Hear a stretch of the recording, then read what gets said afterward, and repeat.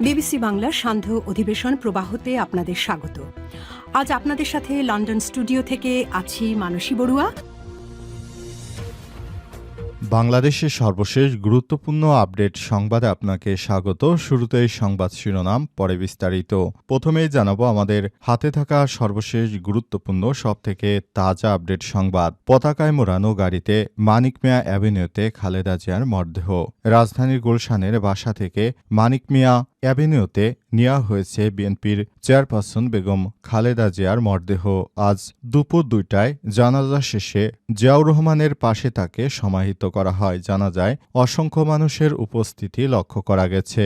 লাখ লাখ মানুষের উপস্থিতিতে খালেদা জিয়ার জানাজা সম্পন্ন হয়েছে।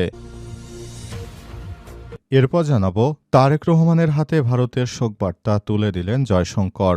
সাবেক প্রধানমন্ত্রী ও বিএনপি চেয়ারপারসন বেগম খালেদা জিয়াকে শেষ শ্রদ্ধা জানাতে ঢাকা এসে তারেক রহমানের কাছে ভারতের শোকবার্তা পৌঁছে দিয়েছেন দেশটির পররাষ্ট্রমন্ত্রী এইচ জয়শঙ্কর। আজ 1:30টার দিকে জাতীয় সংসদ ভবন এলাকায় পৌঁছে বিএনপির ভারপ্রাপ্ত চেয়ারম্যানের হাতে শোকবার্তা তুলে দেন তিনি। এদিকে খালেদা জিয়াকে শেষ শ্রদ্ধা জানাতে ঢাকা এসেছেন ভারতের পররাষ্ট্রমন্ত্রী। সাবেক প্রধানমন্ত্রী ও বিএনপির চেয়ারপারসন খালেদা জিয়াকে শেষ শ্রদ্ধা জানাতে ভারতের প্রধানমন্ত্রী নরেন্দ্র মোদীর প্রতিনিধি হিসেবে ঢাকায় এসেছেন দেশটির পররাষ্ট্রমন্ত্রী ড এস জয়শঙ্কর। আজ দুপুরে ঢাকা এসে পৌঁছান তিনি। এবারে জানাবো, খালেদা জিয়াকে শেষ শ্রদ্ধা জানাতে ঢাকায় ভুটানের পররাষ্ট্রমন্ত্রী। সাবেক প্রধানমন্ত্রী ও বিএনপি চেয়ারপারসন বেগম খালেদা জিয়াকে শেষ শ্রদ্ধা জানাতে ঢাকায় এসে পৌঁছেছেন ভুটানের পররাষ্ট্রমন্ত্রী লিয়ানপো ডি.এন. ধুঙ্গেল। আজ ঢাকা এসে পৌঁছান তিনি। ভুটান সরকারের প্রতিনিধি হিসেবে তিনি বেগম খালেদা জিয়ার শেষ বিদায়ে অংশ নেবেন। এবং সর্বশেষ জানাবো, খালেদা জিয়ার জানাজায় অংশ নিতে ঢাকায় পাকিস্তানের স্পিকার। সাবেক প্রধানমন্ত্রী ও বিএনপি চেয়ারপারসন বেগম খালেদা জিয়ার জানাজায় অংশ নিতে ঢাকায় এসেছেন পাকিস্তানের পার্লামেন্টের স্পিকার সর্দার আয়াজ সাদিক। আজ সকাল 10:45 ঢাকা এসে পৌঁছান তিনি। প্রিয় দর্শক, এতক্ষণ শুনছিলেন সংবাদ শিরোনাম, এবারে বিস্তারিত। তবে তার আগে বন্ধুরা, অনুরোধ থাকবে এই সংবাদটিতে একটি লাইক দিন। এই চ্যানেলে আপনি নতুন হয়ে থাকলে আমাদের সংবাদটি দেখতে দেখতে চ্যানেলটি সাবস্ক্রাইব করে রাখুন। কমেন্ট করে বন্ধুরা আপনার মূল্যবান মতামত জানিয়ে দিন আপনি বিশ্বের কোন দেশ থেকে বা বাংলাদেশের কোন স্থান থেকে আমাদের সংবাদটি দেখছেন এবং শুনছেন। আর বন্ধুরা, সংবাদটি আপনার সোশ্যাল মিডিয়া ফেসবুকে শেয়ার করে বন্ধুদেরও দেখার সুযোগ করে দিন। গাজা যুদ্ধে আপনি যদি নিরীহ ফিলিস্তিনিদের ভালোবেসে থাকেন, কমেন্টে ইয়েস লিখে বিশ্ববাসীকে জানিয়ে দিন। এবারে বিস্তারিত। পতাকায় মোড়ানো গাড়িতে মানিক মিয়া অ্যাভিনিউতে খালেদা জিয়ার মরদেহ।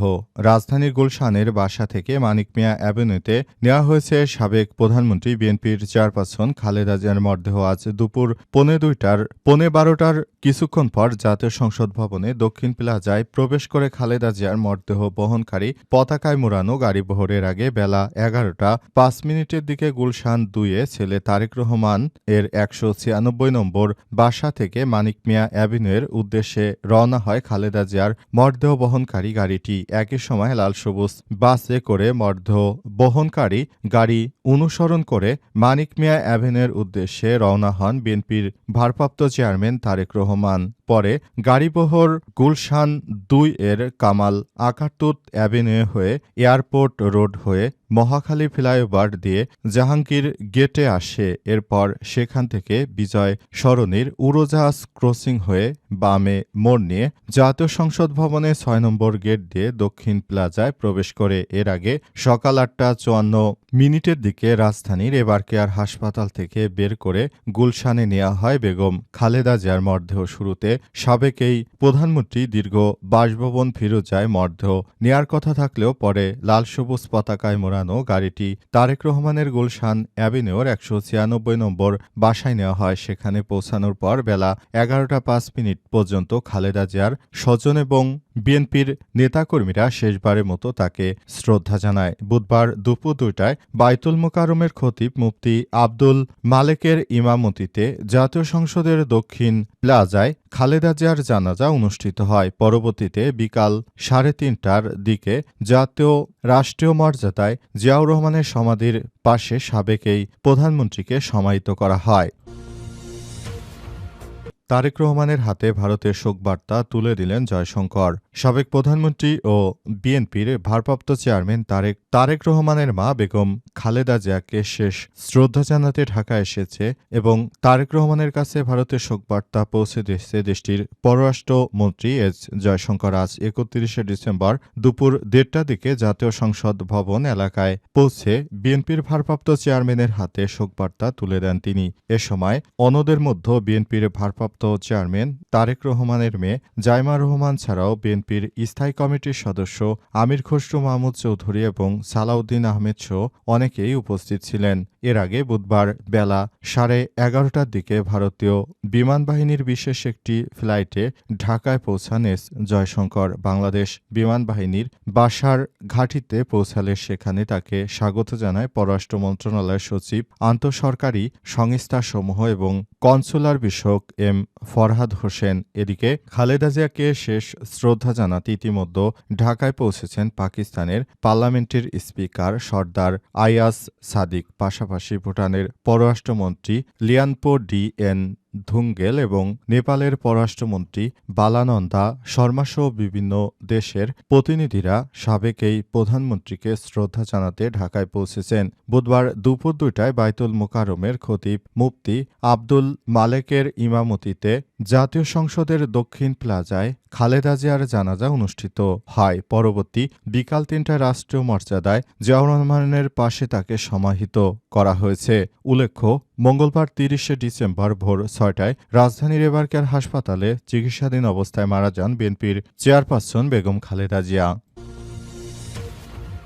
খালেদা জিয়াকে শেষ শ্রদ্ধা জানাতে ঢাকায় ভারতের পররাষ্ট্রমন্ত্রী।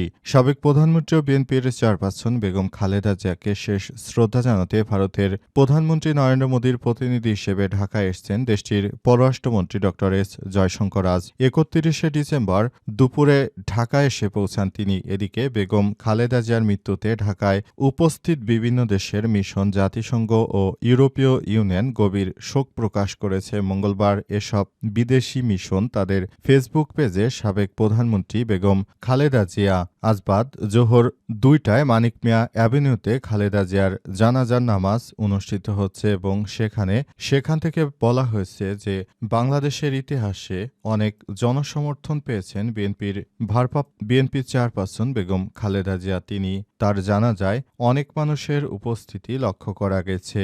সেখানে পায়ে হেঁটে অনেক দূর দূরান্ত থেকে মানুষ আসছে, কারণ আজ গাড়ি পাওয়া যাচ্ছে না। এ অবস্থায় নতুন করে আবারও দেশের অভ্যন্তরে আবার সংকট তৈরি হয়েছে। পুরো বাংলাদেশের প্রতিটি জায়গায় আবার নতুন করে সবকিছু দেখা হচ্ছে। খালেদা জিয়াকে শ্রদ্ধা জানাতে ঢাকায় ভুটানের পররাষ্ট্রমন্ত্রী।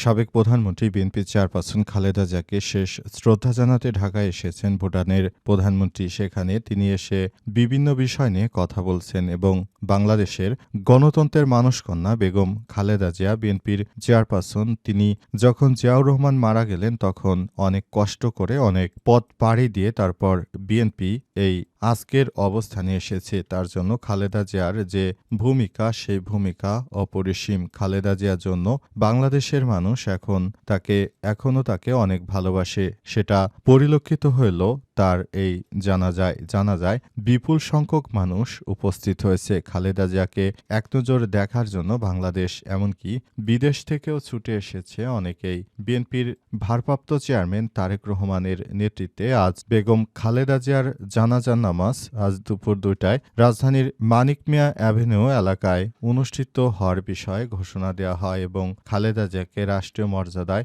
সমাহিত করার বিষয়টি জানানো হয়েছে এবং এভাবেই প্রতিনিয়ত বিএনপির চেয়ারপারসন বেগম খালেদা জিয়ার বিষয়টি দেখা হচ্ছে। সবাইকে অনেক বেশি সতর্ক থাকার জন্য বলা হয়েছে যাতে করে কোনো ধরনের বিশৃঙ্খল পরিস্থিতি তৈরি হতে না পারে। পাশাপাশি পাকিস্তান থেকে পাকিস্তানের স্পিকারও আজকে জানাজায় অংশগ্রহণ করার জন্য পাকিস্তান থেকে ছুটে এসেছে, কারণ খালেদা জিয়া পাকিস্তান, ভারত এমনকি অন্যান্য দেশের সঙ্গেও ব্যালেন্স করে রাষ্ট্র পরিচালনা করতেন।